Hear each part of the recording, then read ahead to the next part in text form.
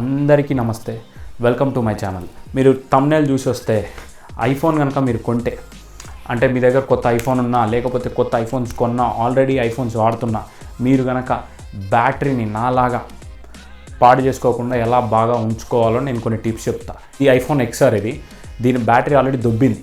ఎందుకంటే నేను చేసిన కొన్ని తప్పుల వల్ల. ఆ తప్పులు మీరు కూడా చేయకండి. ఈ వీడియో రికార్డ్ అవుతుంది కూడా ఒక ఐఫోన్లోనే, ఐఫోన్ 13 Proలో. దాని బ్యాటరీ కూడా దొబ్బడానికి రెడీగా ఉంది.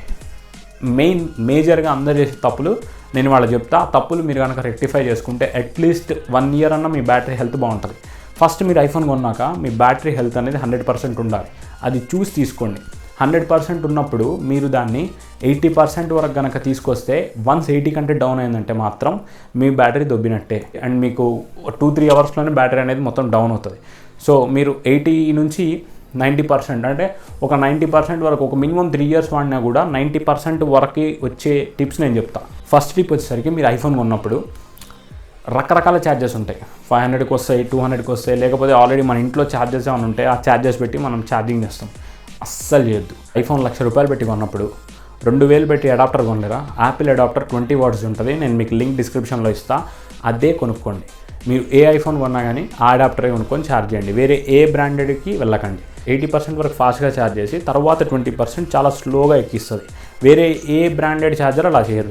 సో మీరు కంపల్సరీ యాపిల్ ఛార్జరే వాడండి. అండ్ సెకండ్ టిప్ వచ్చేసరికి, మీరు ఐఫోన్ కొన్న దగ్గర నుంచి ఎన్ని రోజులు వాడితే అన్ని రోజులు బ్యాటరీని ఇష్టం వచ్చినట్టు ఛార్జ్ చేయకండి. అంటే మార్నింగ్ సపోజ్ మీరు 80 to 90% ఛార్జ్ చేశారనుకోండి, ఆ తర్వాత అది ఒక 10%కి వచ్చేదాకా మీరు మళ్ళీ ఛార్జ్ చేయకండి. వన్స్ 10%కి వచ్చినప్పుడు మళ్ళీ ఒక 80%కి ఛార్జ్ చేయండి.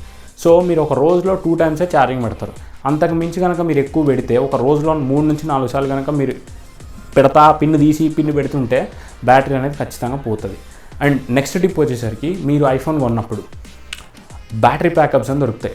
అంటే యాపిల్ మ్యాక్సిఫ్ బ్యాటరీ బ్యాకప్ కానీ, బెల్కిన్ది కానీ, ఇంకా చాలా ఉంటాయి. మీరు ఒకవేళ ఎక్స్ట్రాగా కొనుక్కోవాలి అనుకుంటే యాపిల్ది కానీ బెల్కిన్ది కానీ, ఈ రెండిట్లో ఏదో ఒకటి తీసుకోండి. ఎందుకంటే బెల్కిన్ కూడా యాపిల్ సర్టిఫైడ్. బెల్కిన్ 5,000కి వస్తుంది, యాపిల్ అయితే 10,000 ఎంత ఉంది. నేను ఆ లింక్స్ కూడా డిస్క్రిప్షన్లో ఇస్తాను. మీరు పవర్ బ్యాంక్స్ కనుక వాడితే, ఏ పవర్ బ్యాంక్స్ పడితే ఆ పవర్ బ్యాంక్స్ వాడకండి. వీలైనంత వరకు మీ ఛార్జర్తోనే ఛార్జింగ్ పెట్టడానికి ట్రై చేయండి. బయటికి వెళ్ళినా కూడా పవర్ బ్యాంక్స్తో ఛార్జింగ్ కొంచెం తక్కువ పెట్టండి. అత్యవసరమైన పరిస్థితిలో తప్ప పవర్ బ్యాంక్స్ వాడకండి. పవర్ బ్యాంక్స్ కూడా కొంచెం చూసి తీసుకోండి, మీకు నచ్చిన పవర్ బ్యాంక్. మీరు కూడా ఇలా రీసెంట్ యాప్స్ ఇలా తీసే అలవాటు మీకుందా? ఒకవేళ ఈ అలవాటు కనుక మీకుంటే ఖచ్చితంగా ఆపేయండి. ఎందుకంటే మనం ఇలా రీసెంట్ యాప్స్ తీస్తే ఫోన్ మీద లోడ్ తగ్గుద్దని మనం రీసెంట్ యాప్స్ తీస్తాం. కానీ యాపిల్లో మీరు రీసెంట్ యాప్స్ తీస్తే ఎవ్రీ టైం మీరు యాప్ మళ్ళీ ఓపెన్ చేసినప్పుడల్లా బ్యాటరీ అనేది ఎక్కువ కన్జ్యూమ్ అవుతుంది. సో మీరు ఏదైనా యాప్ వాడితే అది రీసెంట్ యాప్స్లో ఉంటుంది. దాన్ని మీరు గెలక్కండి అండ్ రీసెంట్ యాప్స్ నుంచి తీయకండి. ఎన్ని యాప్స్ ఉన్నా పర్లేదు, Apple will take care of your recent apps. So మీరు రీసెంట్ యాప్స్ని తీయకండి. మీరు కనుక ఐఫోన్ 14 series, 14 Pro కానీ 15 Pro కానీ వాడుతున్నట్టయితే ఆల్వేస్ ఆన్ డిస్ప్లే ఆప్షన్ ఉంటుంది. ఆల్వేస్ ఆన్ డిస్ప్లే ఆప్షన్ని కొన్ని రోజులు వాడుకోండి, కానీ తర్వాత ఆపేయండి. ఆల్వేస్ ఆన్ డిస్ప్లే చాలా బ్యాటరీని కన్జ్యూమ్ చేస్తుంది. సో మీరు ఆల్వేస్ ఆన్ డిస్ప్లేని ఆపేయండి. ఐఫోన్లో కొన్ని యాప్స్ ఉంటాయి, లైక్ గేమ్స్ కానీ, కొన్ని హెవీ జీబీ ఉన్న గేమ్స్ కానీ, యాప్స్ కానీ కొన్ని ఉంటాయి. అవి మీరు, నాకు తెలిసి కొంతమంది కొన్ని యాప్స్ అసలు వాడరు. అందులో ఐఫోన్లో ఉన్న విషయం కూడా వాళ్ళకి తెలియదు. అలాంటి యాప్స్ ఏమైనా ఉంటే మీరు అర్జెంటుగా సెట్టింగ్స్లోకి వెళ్ళి మీరు హిస్టరీ చూడండి.